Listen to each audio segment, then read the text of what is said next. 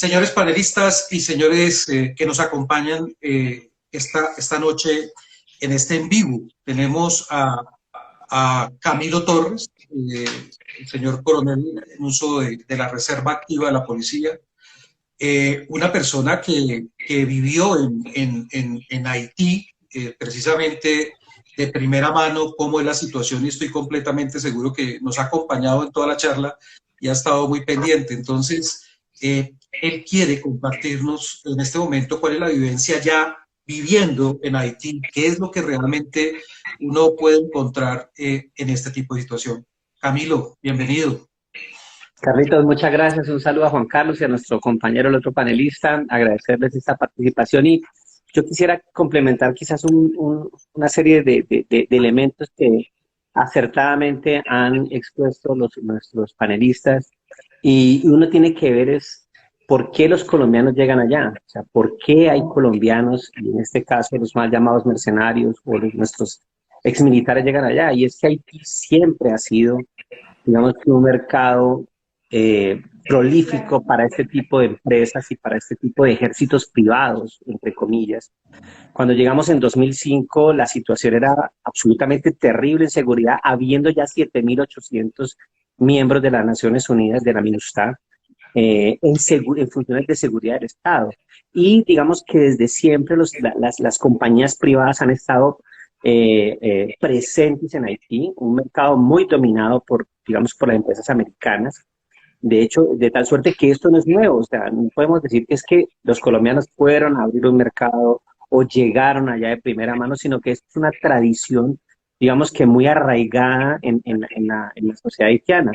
Los grandes industriales, las familias poderosas que son la minoría en Haití, pues siempre han tenido ejércitos, entre comillas, ejércitos privados, compañías de seguridad con muchísimo armamento, y esto es otro elemento importante en Haití, digamos que la, el flujo de armas es totalmente grande, es muy grande, partiendo porque cuando se desmovilizaron las Fuerzas Armadas de Haití en 1995, la mayor parte del arsenal del ejército de Haití desapareció.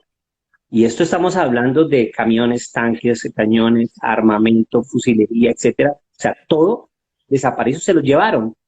Desmovilizaron las Fuerzas Armadas y se llevaron todas las armas. Por tanto, el flujo de armas es constante en Haití, además pues del mercado que se alimenta de los Estados Unidos. Entonces, digamos que los colombianos llegan allá, digamos que como parte de esta dinámica normal, y obviamente Juan Carlos ha hecho una exposición bastante clara de cómo terminan metidos en este magnicidio. Yo quisiera resaltar eso, y es que los colombianos no es la primera vez que estamos en Haití. Desde el 2006 hubo presencia legal, digamos entre comillas, de colombianos a través de las Naciones Unidas. Policías colombianas comenzamos en 2006 y desde ese momento hasta el 2017 los colombianos participaron de manera directa en la formación de la Policía Nacional de Haití. Apoyaron actividades operativas, hicieron parte de las unidades. Datos curiosos, los perros antinarcóticos que llegaron, todos son colombianos. Trajimos las 10 primeras mujeres haitianas en la historia a formarse como policías en la escuela del Sumapaz y apoyamos la formación de muchas unidades. Es decir, que los colombianos hemos, digamos que apoyado de cierta manera la formación de la PNH y por tanto, digamos que había un buen recibo de las capacidades de los policiales colombianos y por extensión de los militares colombianos. Entonces, digamos que en ese orden de ideas, digamos que tiene alguna lógica que colombianos terminen haciendo parte de estas empresas y haciendo parte de estos esfuerzos de protección, de autoprotección que tienen sobre todo los empresarios, las personalidades en Haití. Hoy por hoy, Haití regresó a los mismos niveles de inseguridad que tenía en el 2005. Desde la salida de la MINUSTAH en el 2017, se ha llegado a un nivel de inseguridad igual o mayor que el que había en 2005. Entonces, digamos que eso también, digamos que tiene una lógica o se engrana en la lógica de por qué los colombianos terminan allá. No terminan obviamente, y no se contratan para este tipo de actividades. Juan Carlos lo dijo, digamos que muy claramente, hay toda una operación detrás, y yo sí quisiera resaltar un elemento que a mí, desde mi perspectiva, es muy diciente. Digamos que podría terminar siendo como un elemento clave que hay que mirar. Y es que la relación del presidente de Haití con la policía no era buena, no fue buena. En este tiempo no fue buena. De hecho, en el 2017, cuando sale la MINUSTAH, digamos que uno de los actos de gobierno del presidente fue reinstalar las Fuerzas Armadas, contrario, digamos que al querer de la Policía Nacional de Haití, y se reinstala las Fuerzas Armadas de Haití con 500 efectivos, obviamente leales al presidente.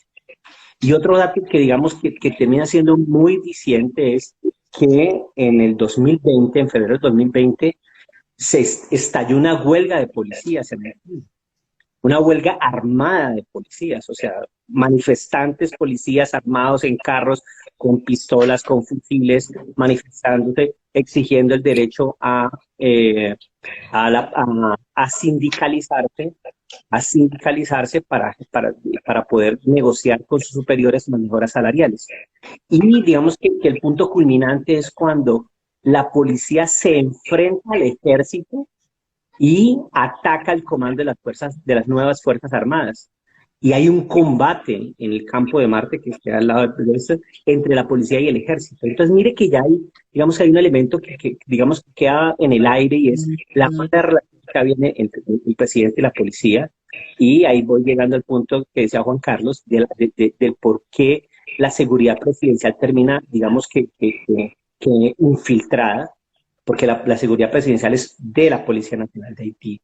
Entonces es un elemento que también termina como, digamos que jugando, no se ha mencionado muchísimo, de hecho no se ha mencionado en ninguna de las hipótesis, pero vale la pena tenerlo en cuenta, porque ese enfrentamiento entre policía y gobierno, ese enfrentamiento entre policía y ejército, puede terminar siendo también un elemento que ayudó a detonar esta crisis. Y yo sí tengo claro, y se los comparto a ustedes, pero una de las unidades mejor formadas de la Policía Nacional de Haití era la seguridad presidencial, o la seguridad próxima, como se le dice. Entonces fueron formados por especialistas de los Estados Unidos, de Francia, de Canadá, de Italia, y obviamente tenían el mejor equipamiento, tenían los mejores recursos, tenían las mejores capacidades de la Policía Nacional de Haití. Entonces, digamos que eso da un soporte muy claro a lo que dice Juan Carlos, en el sentido de cómo una unidad tan bien formada termina siendo vulnerada. O sea, cómo una unidad con semejantes capacidades, con los mejores miembros, termina siendo vulnerada. Entonces, hay un elemento que termina, digamos que no estando tan claro, y es hasta qué punto hay esa infiltración entre la Policía Nacional de Haití. Otro elemento que quizás no, es muy importante es el tema del narcotráfico, y es que el narcotráfico está totalmente, digamos que enquistado en la sociedad haitiana, totalmente enquistado. Cuando hablamos de totalmente enquistado, es que en 2006-2007 un senador llegó a decir que como Haití era un país pobre, la única fuente de financiación y de ingresos era el narcotráfico, y que por tanto debía pues tenerse en cuenta como una fuente legal de ingresos para los haitianos. Digamos que en la psiquis del haitiano el narcotráfico está muy ligado, y eso también hace parte de la relación que se ha tenido con los haitianos tradicionalmente. O sea, los haitianos tienen una relación con los colombianos, digamos que bastante variopinta, y sobre todo mucho con lo ilegal, pues con esas relaciones ilegales. Entonces, no termina tampoco de ser claro hasta qué punto el narcotráfico incita a este caos, porque es que Haití es bueno para las organizaciones criminales porque está en caos. Del 2005 al 2017 que estuvo la MINUSTAH, lograron desmantelar todas las bandas que operaban en Citolé, Martizán, en Bel-Air, o sea, se desmontó toda la estructura criminal. Cuando sale la MINUSTAH, hay un repunte de las bandas, y hoy están lideradas por un individuo que se hace llamar Barbecue, que, vale la pena decirlo, es un oficial retirado de la Policía Nacional de Haití. Un comisario de la policía retirado, es el líder de todas las bandas, logró unificar todas las bandas y está al mando de las bandas en Haití. Entonces todos estos elementos terminan, digamos, jugando a favor de una teoría digamos que de una conspiración mucho más grande, mucho más interiorizada, y donde obviamente estos muchachos, bueno, estos exmilitares colombianos terminan casi que de gancho ciego jugando a intereses que son muy, digamos que están muy enquistados. Tumbar presidentes y lo digo muy respetuosamente, no es políticamente correcto, pero es casi que un deporte nacional, y digamos que se han derrocado muchos presidentes en la historia, y la presencia de exmilitares y ahora de policías en este tipo de situaciones pues ha sido permanente. Los militares fueron los artífices de todos los derrocamientos de presidentes hasta que fueron disueltos en 1995, y hoy los policías terminan involucrados también en esta situación. Entonces pienso que es muy importante tener en cuenta eso para poder analizar mucho más a fondo qué es lo que está pasando. Haití es un sistema extremadamente complejo, pero de una complejidad que nosotros no entendemos. El sistema político es extremadamente complejo.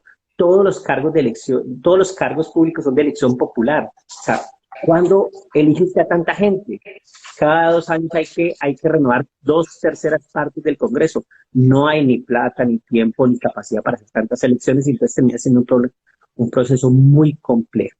Y eso ayuda al caos que termina alimentando y facilitando este entorno donde se mueve con tanta facilidad el narcotráfico, la delincuencia, los poderes que diríamos que son legales, o sea, la clase alta, que es tremendamente poderosa.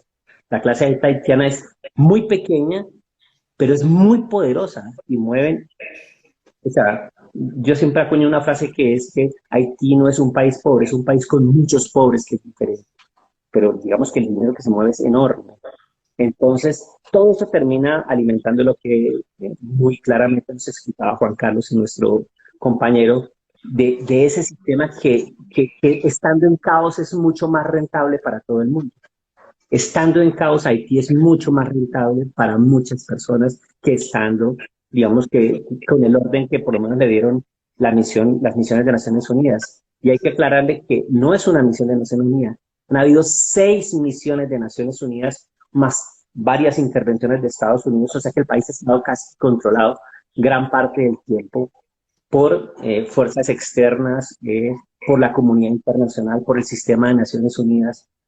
Y en esos pequeños lapsos de tiempo, digamos que hay un mayor y mejor orden social que permite pues que se desarrolle la comunidad con mejores condiciones, pero que juega en contra de todas esas organizaciones criminales.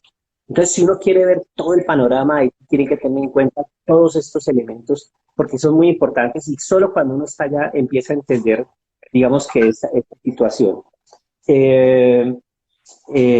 Quisiera solamente resaltar eso y agradecerles a ustedes por la oportunidad que me dan de hacer esta pequeña exposición. Tendríamos muchísimo más tiempo, requeriríamos más tiempo para ir analizando muchos más elementos. Juan Carlos me mira y se ríe porque necesitaríamos muchos más, varias horas para ir analizando. Debí haberlo llamado antes de escribir mi columna, mi coronel, porque bueno, ahí le boté la chiva para que tenga la otra columna. Pero sí es muy importante, y yo sí quiero resaltar eso, es hasta qué punto, y es una inquietud, hasta qué punto hay una intervención directa de la PNH en este magnicidio. Porque, vuelvo y le repito, hay muchos elementos que dejan como ese mal sabor, diciendo uno, mire, o sea, esta relación tan distante, tirante con el presidente, que llegó al punto de generar un caos como el que se dio en Campo de Marte en febrero del 2020, donde hay una batalla. Y de hecho la frase que el gobierno utilizó fue, el gobierno calificó como una situación de guerra. El gobierno haitiano dijo, estamos en una situación de guerra cuando se enfrenta la policía y el ejército en Campo de Marte. Entonces, ¿cómo termina eso, o cómo podría terminar eso en alimentar o facilitar o coadyuvar lo que vivimos frente al magnicidio del presidente de Haití? Esto es algo que tendremos que ir decantando, digamos que con el pasar del tiempo. Pero sí, y coincido netamente con Juan Carlos, para mí no hay ninguna duda de que o sea, se facilitó esta operación desde el interior de la primera desde el interior de la primera y hasta dónde, digamos, que llegan los tentáculos de este complot. Tendremos que ir decantándolo con el tiempo, pero conociendo como cuando uno conoce la historia de Haití, cuando uno conoce la historia de Haití, pues sabe que Haití es bastante prolífico en este tipo de actividades. O sea, como tumban a Aristide, cuando vuelve a Aristide, lo primero que hace, que es otra cosa interesantísima, yo creo que nuestro compañero lo puede, cuando Aristide, que era un sacerdote católico, considerado el Mesías haitiano, lo tumban los militares y vuelve, lo primero que hace es crear un grupo paramilitar llamado los Chimers, que terminaron asolando Haití también. Entonces mire que es bastante complejo porque en el sistema haitiano la violencia es parte integral de la política. O sea, se entiende y es parte esencial de la política porque así fue creado el Estado haitiano. Los haitianos fueron la única república negra que se liberó en el mundo. Las demás fueron concesiones de las potencias que digamos que les permitieron la libertad. Pero Haití se liberó a sangre y fuego y sacó a los franceses con el terror. El terror hace parte esencial de su estrategia para sacar a los franceses. Digamos que quedan en el imaginario que el terror es parte esencial de la práctica política. Pero vuelvo y le repito, teníamos muchísimo más tiempo para esta disertación. Agradecerles enormemente la oportunidad de compartir con estos panelistas tan eximios y si habrá otra oportunidad podremos seguir hablando sobre ello. Camilo, nos dejó iniciados. Es decir, yo creo que no, aquí hay un escenario abierto para disertar muchos temas. Sí, muchos elementos interesantes que si hay más tiempo o en otra oportunidad los podemos compartir porque le muestran a usted de otra manera, o sea, digamos que dan otra perspectiva de lo que está pasando ahora. Cuando uno conoce la historia y mira lo que está diciendo, aquí las cosas pueden ir por otro lado. Bien, perfecto.